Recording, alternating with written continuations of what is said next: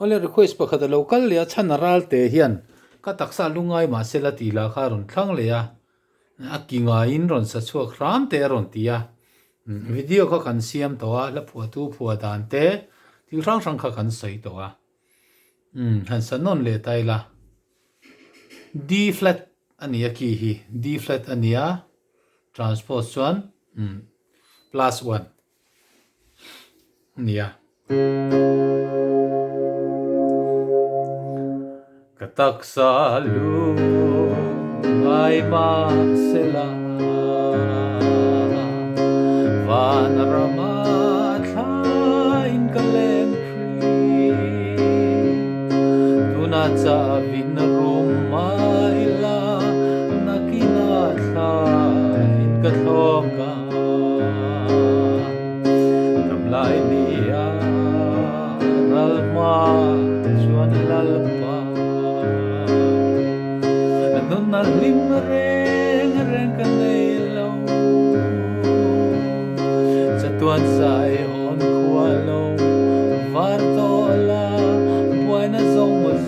lo na sang ro se swalati tim zinga ya sa tuan suka zonga kerete saule sarwaki limna in min ti funky maro namlai nia ralma chuan lalpa nunna limreng reng kanelo chatuan sai on khwalo vartola buena zong lo na sang rose kapui boy ra ka sagram ngwa theng ila piaral kapui chu nun le ram ka han khiranga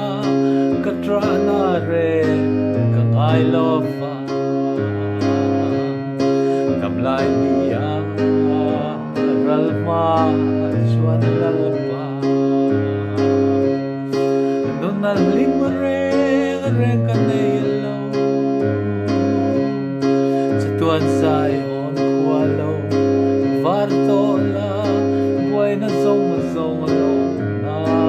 sang ro se